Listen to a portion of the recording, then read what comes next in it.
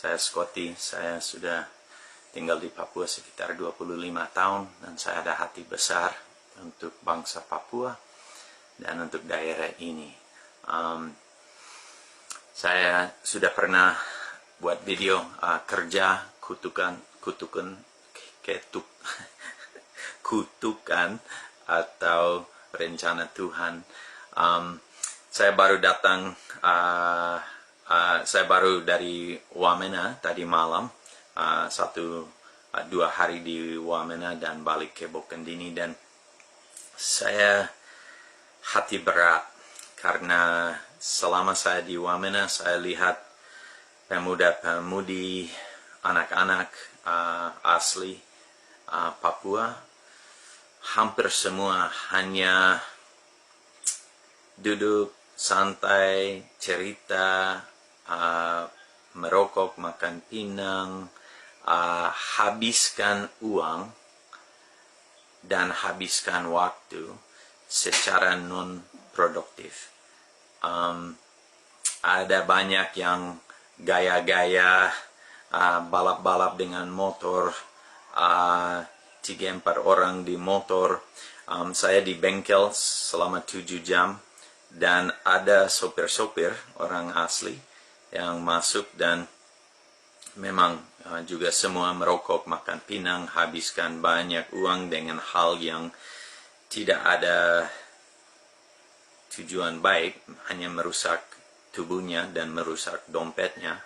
Dan mereka punya mobil-mobil semua rusak gara-gara overloading, per patah gara-gara muatan terlalu banyak. Dan saya lihat, wow, ini mereka tidak beruntung dari pekerjaan mereka, tapi mereka tambah rugi dengan mobil-mobil yang rusak karena tidak pakai sesuai dengan batasan, juga dengan tubuh mereka tidak pakai sesuai dengan tujuan. Dan sebaliknya saya lihat orang-orang non-Papua yang ada di Wamena, dan itu seperti semut-semut yang semua ada kegiatan. Mungkin itu jaga kios, tapi mereka sedang kerja sambil jaga kios. Di mekanik di situ, di bengkel di situ, mekanik-mekanik semua dari Sumatera dan semua sibuk kerja pagi sampai malam, 6 hari seminggu. Mereka sangat-sangat produktif. Dan saya ada berpikir, kenapa ada perbedaan ini? Baru yang saya pikir itu kembali ke sistem pendidikan. Di bengkel saya tanya mekanik-mekanik yang kerja mobil saya, mereka hanya selesai SD dan langsung mulai kerja dengan orang tua, ternak babi, ternak petani, dan lain-lain. Tapi sejak kecil mereka tahu, mereka punya tujuan hidup, itu kerja, itu buat sesuatu, menjadi produktif, kerja untuk dapat sesuatu yang bisa dipakai untuk mereka punya keluarga, untuk bangsa, untuk negara. Dan pola kepercayaan itu sudah ada di dalam mereka, walaupun mereka tidak masuk SMP, SMA. Tetapi SD mereka jalan baik. Tujuan pendidikan itu untuk siapkan orang untuk menjadi produktif, untuk menghasilkan sesuatu. Kita diajar on time, kita diajar untuk bertanggung jawab, untuk berintegritas, untuk jujur, untuk rajin, untuk disiplin diri, untuk mengkontrol emosi. Hal-hal ini semua diajar dalam segala macam pendidikan di dunia, walaupun itu sekolah formal atau sekolah non-formal. Nah, dulu di Papua ada sekolah non-formal. Itu anak laki-laki ikut bapak dan om dan kakak dan belajar kerja, belajar budaya, belajar semua hal yang diperlu untuk menjadi anggota produktif di dalam dia punya suku, fam, dan daerah.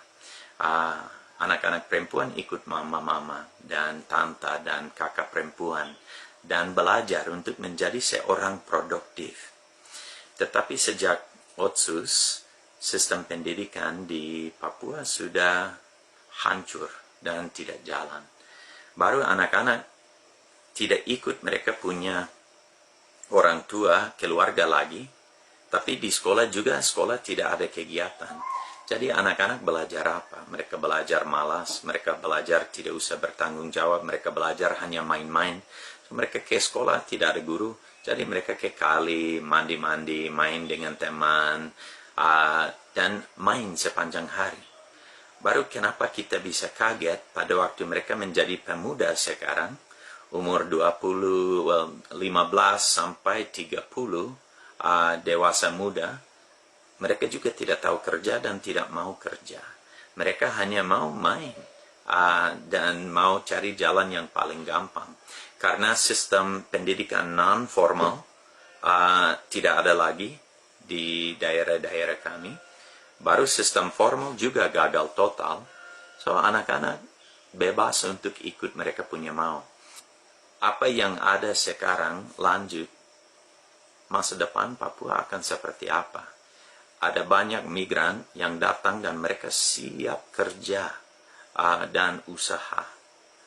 Sambil kami siapkan generasi orang-orang asli di sini yang tidak akan kerja. Kita harus berpikir baik-baik mengenai ini, karena ini masalah besar.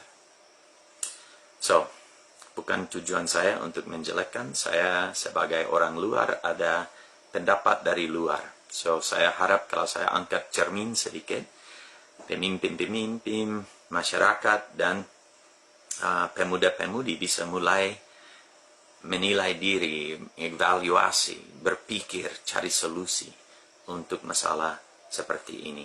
Menurut saya lebih baik semua sekolah yang tidak jalan tutup saja, anak dikembalikan ke orang tua dan mereka kerja dengan orang tua. Baru mereka akan menjadi anggota-anggota rakyat yang sangat produktif untuk masa depan Papua. Tetapi kalau tanya pemuda, remaja sekarang mau jadi petani, tidak, harus keringat, itu panas, mereka tidak mau kerja.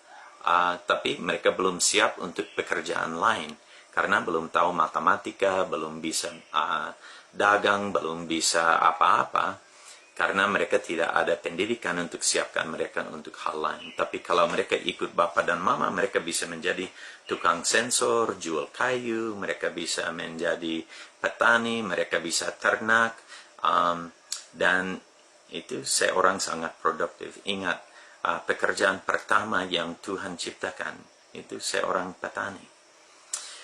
Oke, terima kasih banyak. Maaf, harap tidak ada yang tersinggung. Saya sangat peduli dan mau lihat masa depan di Papua sangat cerah dan baik.